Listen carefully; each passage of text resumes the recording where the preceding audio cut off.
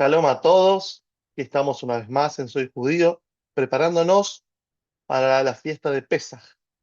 Pesaj Zman Jeruteinu, uno de sus nombres, el tiempo de nuestra liberación. La pregunta es de qué estamos hablando cuando decimos tiempo de liberación. Primero, si hablamos de un evento histórico, como muchas independencias de países, por ejemplo, estamos hablando de un tiempo, eh, digamos, físico, un momento de liberación. Fue y fue una liberación física, o si estamos hablando, también una posibilidad, de una cuestión espiritual.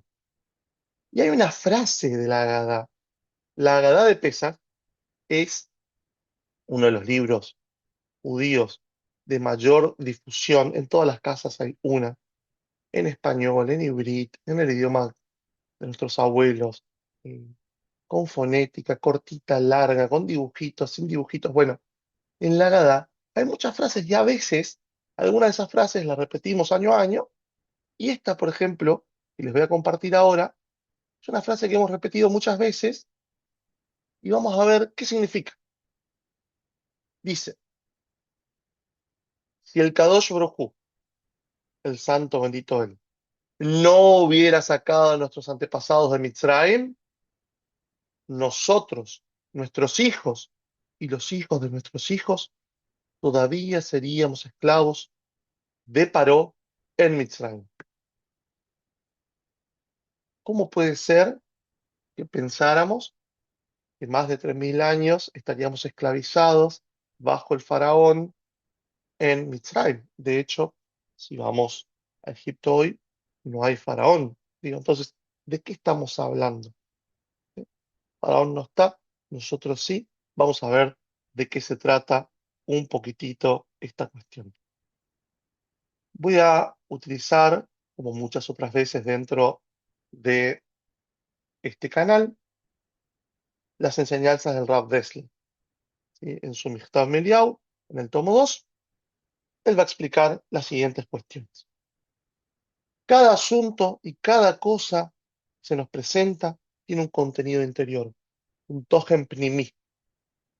Y aquella persona que mira las cuestiones con una mirada interior lo ve todo, sobre todo cuando se trata de un contenido espiritual, de cosas del Rúa, de las cosas. Entonces, acá lo primero que dice es, hay un tipo de persona. Hay un tipo de persona que ve con ojos que no son los ojos físicos, sino que ve con los ojos del corazón. Y el asunto del galut, este exilio, le parece a la persona exterior, es otro tipo de persona, como un exilio corporal. O sea, el tema del galut, el tema del exilio es estar en un exilio físico. ¿Eh? Ese es el galut. Pero la persona espiritual, la que tiene, digamos, un contenido espiritual interno, ve en el exilio corporal solamente una consecuencia. Y la causa, el motivo real, lo encuentra en el exilio espiritual, en algo que podríamos llamar en hibrid Galut Anefesh, el exilio del espíritu, del alma. Es decir, vivir bajo el gobierno del Yetzer Hara. El Yetzer Hara es el instinto del mal, funciona dentro nuestro. En otra parte, el Rav Dessler suele decir que a veces cuando escuchamos la voz de nuestra conciencia, no es nuestra conciencia, sino que es el Yetzer Hara. Y el Yetzer Tov, el instinto del bien, está como afuera intentando decirnos las cosas y parece como si fuera una tercera persona. Este es el modo en el que hablaron nuestros sabios sobre el asunto del exilio al establecer en la Agadá, y antes de la segunda copa de Pesach, la bendición que dice por nuestra redención y la liberación de nuestra alma, que en hibrid se lee al Geulateinu al Pedut Nafsheinu. Agradecemos y bendecimos, le decimos a Dios que Él es Baruch Atah Hashem, si bendito eres tú Hashem, por nuestra redención y por la liberación de nuestra alma. No le agradecemos porque vino y nos sacó físicamente de Mitzrayim solamente, no solamente porque nos fuimos de Egipto, de un lugar difícil de irse, casi imposible, van a decir nuestros sabios, sino que estamos hablando de una cuestión del alma. Bueno, vamos a seguir un poquito más. Total, tenemos tiempo, recién comenzamos. vamos a hablar un poquitito de esta particularidad que tiene Galut Mitzrayim, el exilio en Egipto, ya que posee una categoría especial dentro del exilio espiritual, que es el dominio del Yetzer. Nosotros hoy, no, yo hablo de Argentina, técnicamente no estoy en Israel, entonces alguno podría pensar que hay un exilio. Bueno, acá está hablando de Galut Mitzrayim, ¿sí? Un exilio que vivimos como Bnei Israel, primero como hijos de Israel y luego como Am Israel, dentro de Mitzrayim, y a partir de ahí salimos y nos formamos como pueblo. Como dicen nuestros sabios, Rabbi Meir, ¿sí?, uno de los sabios más importantes de la Mishnah, observaba el nombre. Era Daikán con el nombre, era muy puntilloso. ¿Qué significa? Que él analizaba fuertemente el nombre de las personas para entender sus características. Entonces, miraba qué nombre tenían y en base a eso él ya más o menos sabía de qué se trataba esta cuestión de quién tenía enfrente. Entonces, por ejemplo, no sé, conocemos algunos nombres que están explicados en la Torah. Itzhak. Itzhak se rió. Hay una cuestión de un humor bueno. Si nos cruzamos con Itzhak y justo tiene muy buen humor, vamos a saber que por ahí viene por ese lado. En el caso de Meir, por ejemplo, el nombre del Rab acá, del Jajam, es el que ilumina, porque él era el que iluminaba los ojos de sus compañeros en cuestiones legales. Y eso está explicado, por eso tenía ese nombre. Y hasta ahí vamos bien. También les voy a decir algo más, un detallecito acá para los que vienen siempre al canal. Dicen que los padres tienen como una especie de acto de profecía cuando ponen el nombre a los hijos. Y entonces por ahí no tomarse a la ligera cuando uno elige el nombre de los hijos, el nombre en hebreo sobre todo de los hijos, eh, es muy importante para poder estar, estar conectado con lo importante, con la neuá, con el pequeño acto de profecía que tenemos la posibilidad todos los que tenemos hijos. Dice así: este asunto está basado en que desde el cielo es establecido cómo será llamada la persona, con un nombre que está basado en lo que son sus atributos, sus midot y su carácter. Y en este asunto no hay duda de que esto es así respecto a los nombres que aparecen en la Torá y los demás libros sagrados. Esto por eso les marcaba lo de Itzhak, porque ya viene explicado por qué es. Entonces, acá lo que va a hacer Rav Dessler es explicar qué significa Mitzrayim. Mitzrayim tiene una raíz, un shoresh. Esto, los que tienen conocimientos de hebreo saben que por lo general las palabras tienen un shoresh, una raíz de tres letras. Entonces, Mitzrayim, acá lo ven escrito, tiene tres letras: la Mem, la Tzadik y la Reish. Y que vemos aquí, que se podría traducir como aprieto, dohak, presión también. Hay un versículo que dice, Mina metzar karatiyah, desde la estrechez te he llamado. ¿Sí? Y también un gvul, un límite. Esto del límite es muy importante, porque fíjense lo siguiente que vamos a mencionar aquí. Y ya está escrito que nunca un esclavo se pudo escapar de Egipto. Eso es lo que dice Rashi. Entonces, esto es un simán, una señal respecto al gran aprieto, la estrechez y la fortaleza de los límites de Mitzrayim, ya que Mitzrayim es el lugar especial para el exilio en su nivel más duro.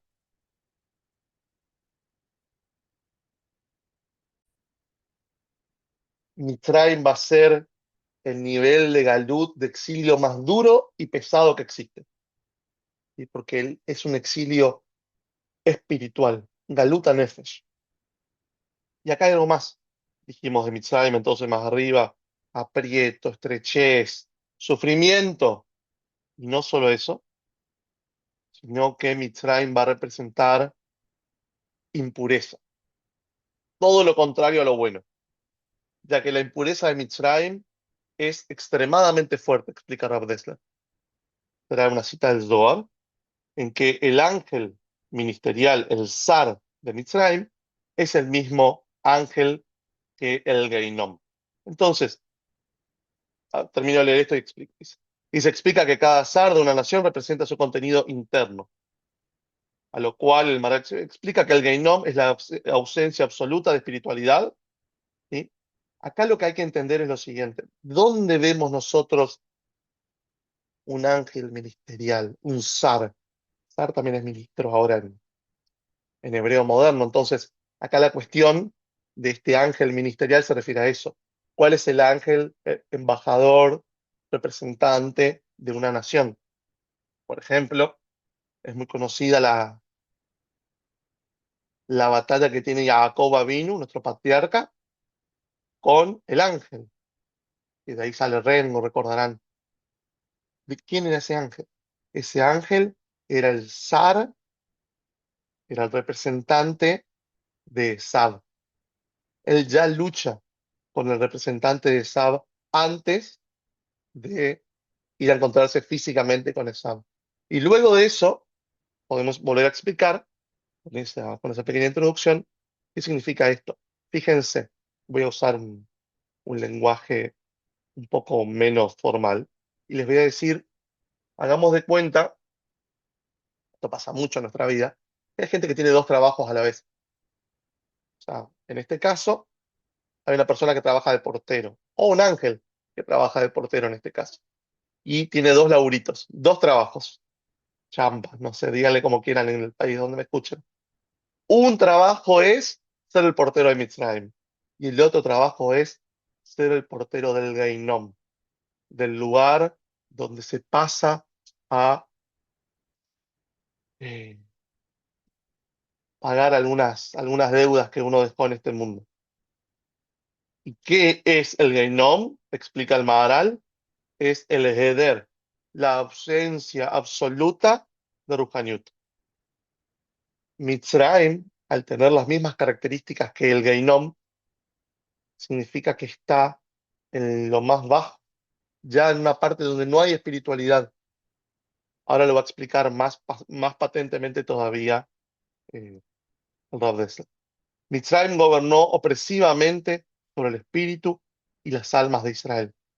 Como explican nuestros sabios, que los hebreos llegaron hasta el pórtico 49 de impureza. Hay Sha'arei Tumá, pórticos de impureza, hay 50.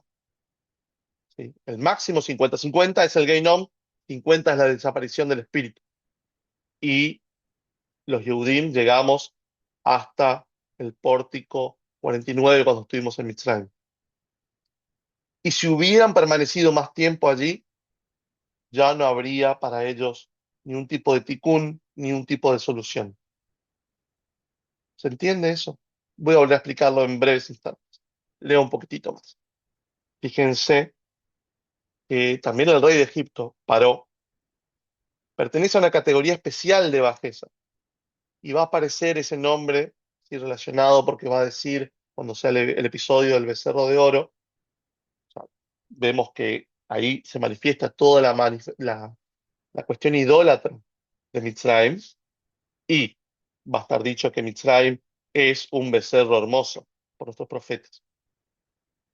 E inclusive, cuando baja, cuando baja Moshe y ve lo del becerro de oro, vio que el pueblo se había expuesto, dice. Y si se fijan, son las mismas letras, Pei, Reish, Ain, y que paró. Pues Aarón lo había expuesto. Y esta palabra que significa expuesto está escrito igual que paró, ¿sí? Para oprobio de los que se levanten contra ellos.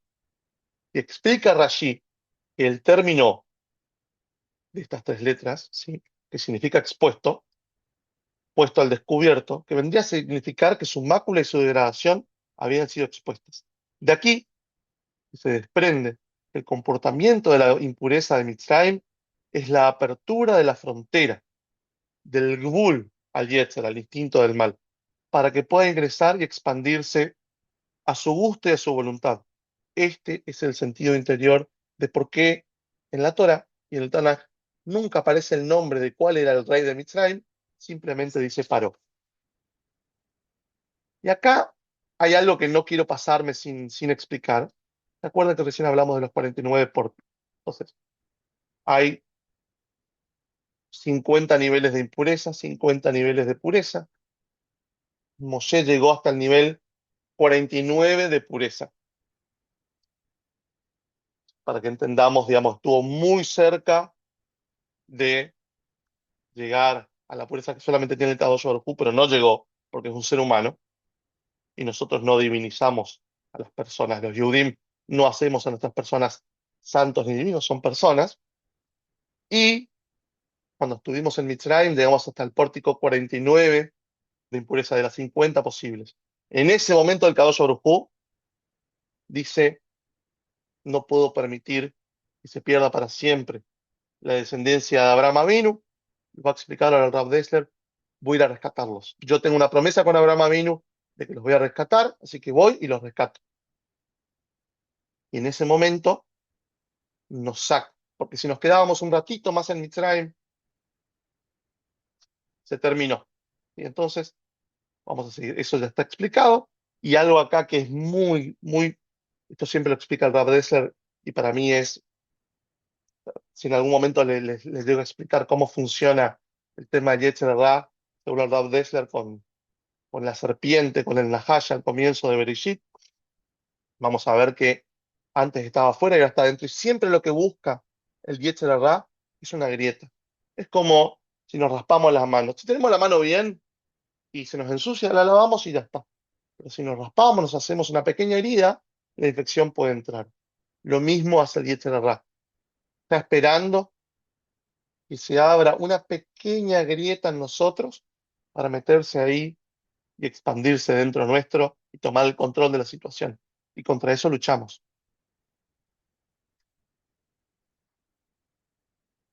He aquí que la Torá tiene 70 caras. Shivim panim la Torá, una frase muy conocida. Lo que significa que la Torá se va a explicar para cada uno de nosotros según su raíz interna, según nuestra parte de Midot de Kedushá. Las 70 caras son las 70 características de los atributos de santidad correspondientes a las raíces espirituales de la casa de Israel. Y vamos al comienzo de Sefer Shemot, vamos a ver que dice que Jacob, Israel, bajó junto a 70 personas a la tierra de Mitzrayim. Y de ahí sale esto de las 70 raíces espirituales, que cada uno de nosotros va a tener una partecita de eso.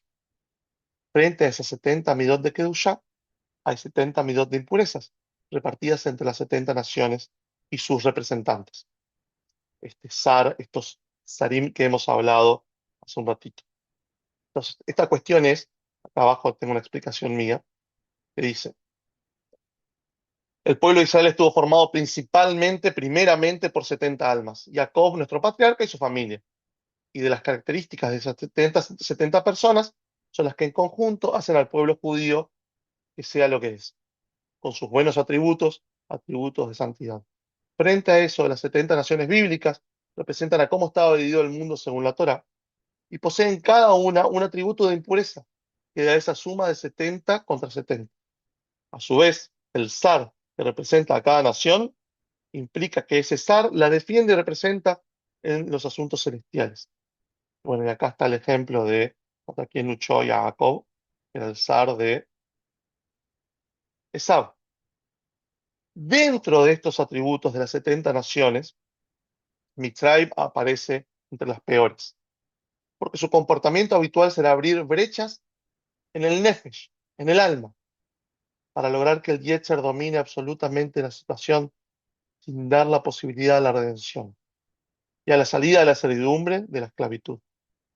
Por eso, decía yo recién, lo de la infección. Una infección curada a tiempo, podemos seguir viviendo tranquilos. Hay vacunas contra eso. Pero ¿qué pasa si la infección nos toma todo el cuerpo? Lo alenu, verminan, se termina. Entonces, de esto está hablando aquí. Ese es el ejemplo que nos está dando. En el último escalón, en el número 49, dentro de los pórticos de la impureza, donde se está a muy poca distancia de perderse totalmente nuestra espiritualidad, en ese preciso momento nos sacó el Kadosh Baruj Hu de las garras del gobierno de la impureza. Con premura, vejipazón. ¿Se acuerdan que dice en la Gadá? Salimos, en la Torah misma está.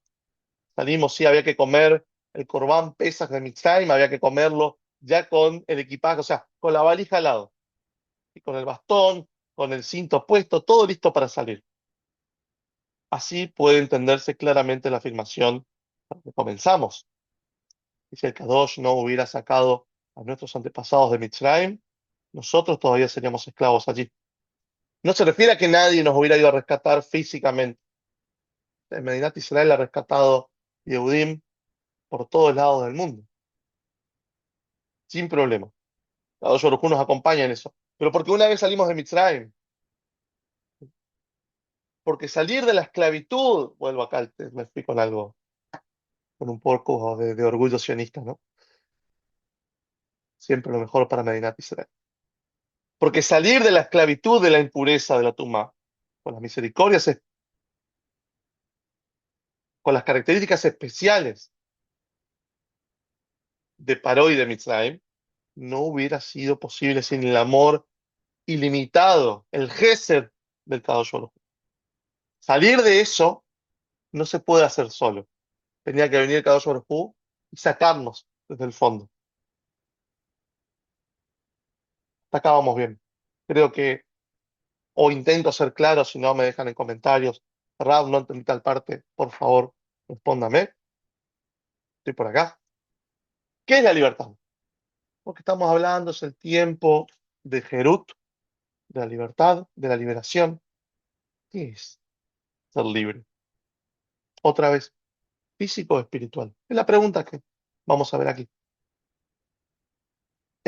Y acá este concepto que va a explicar ahora el Rav Dessler, yo lo tomo muy en cuenta siempre cuando viene un Hag. Esto sería así. Es como si el tiempo, que se renueva cada año, cada festividad tiene un contenido particular. Acá dice la fijación de un tiempo específico desde el Shamaim, para cualquier asunto que fuera, hay cuestiones muy profundas. Como han dicho nuestros sabios, que dice Coelet, para todo hay un tiempo, vieron tiempo para construir, para destruir. Hubo un tiempo para que Adán, Arishon, el primer ser humano, entre al jardín del Edén, y un tiempo para que salga de allí. Y siguiendo esta línea de pensamiento, el asunto es Zman Uteinu, el tiempo de nuestra liberación, se trata de una oportunidad de influencia especial de liberación otorgada a cada alma judía en ese momento. ¿Qué significa esto? Me voy a frenar acá 2 segundos. Cuando llega Shavuot, cuando estudiamos Shavuot juntos, vamos a ver que es el tiempo adecuado para recibir la Torah. Cuando llega Yom Kippur, está clarísimo. Es el tiempo adecuado para el perdón, para arrepentirse, para perdonar, para pedir perdón. Entonces, ¿cuál es el contenido espiritual de Pesaj? ¿Qué liberación? Se trata de una oportunidad de liberación. Tenemos cada uno de nosotros en nuestra Neshama. Nuestra Neshama tiene la posibilidad de liberarse este Pesaj. No, no es algo de antes, no es algo de ahora tiene la posibilidad de liberarse. Con simpleza se puede entender que cuando llega el día en el cual salimos hacia la libertad, se nos concedió una oportunidad de entender claramente en nuestros corazones cómo fue que logramos salir libres debajo del dominio de una tremenda impureza como esa de Mitzrayim. Y esto nos permite fortalecernos para enfrentar a nuestro Yetzer. Nosotros pensamos muchas veces que no podemos cambiar, pensamos que ya está todo determinado, pero eso no es el pensamiento adecuado para un Yehudí. El Yehudí siempre puede mejorar, el Yehudí siempre puede mejorar, y es más, siempre tiene que intentar mejorar. Eso lo estudiamos cuando estudiamos Hanukkah. Vuelvan a ese video si no y véanlo. Todo tiempo uno tiene que estar intentando subir. Si no se puede quedar quieto, si se queda quieto en realidad está yendo para atrás. Todo tiempo tenemos que estar intentando subir. Esto nos permite fortalecernos para enfrentar a nuestro Yetzer, nuestro instinto del mal, y liberarnos de su yugo opresor, Visiata Dishmaya. Esta frase que siempre ven escrita como BSD, Visiata Dishmaya, con la ayuda del cielo en arameo. Hay que entender, este tiempo no se trata de una fecha histórica. No es una fecha en el calendario de algo que sucedió una vez en la historia, en el pasado, en la cual simplemente festejamos una festividad por una alegría que ya pasó, sino que cada año que llega nos da la capacidad en este tiempo de luchar por la liberación de nuestras almas. Herut Nafsheinu. Muchas veces hay feriados que ni entendemos por qué son. En cada uno de nuestros países, no voy a dar ejemplos. Más o menos el Día de la Independencia lo entendemos. Ahora celebramos un montón de fechas de batallas, de acontecimientos, de eventos. Y ya no. A lo sumo es un fin de semana para viajar. Pesaj no es así. Los Hagim, las festividades judías, no son así. ¿Cómo es la salida hacia la libertad? A esta pregunta decimos, esto está dicho expresamente por nuestros sabios. Solo aquel que estudia Torah se considera libre. Solamente se considera libre aquel que estudia la Torah. Como está escrito en Parashat Kitizá, las tablas eran obra de Dios, asimismo como la escritura grabada, Harut, como estaba grabada la escritura de Dios sobre las tablas. Cuando Moshe baja con las tablas de la ley, las primeras, tanto la piedra como la escritura eran divinas, grabadas, Harut, por el mismo Kadosh Baruj Hu. Y acá, nuestros Jamim, en Pirkei Avot, dicen, no leas Harut, tenés que leer Herut, libertad. Solamente se va a considerar libre aquel que tiene libertad, y libertad es tener grabadas en el corazón, estudiar, dedicarle tiempo al estudio de la Torah. Las tablas de la ley, estas Lujot, son consideradas el corazón de Israel. Podemos otro día estudiar qué significa tener un corazón de piedra. Y ese corazón de piedra que tenemos los Yehudim debe ser penetrado por la Torah. Allí debe habitar la Torah. Como está dicho, escríbelas sobre las tablas de tu corazón, en Mishlei, en Proverbios.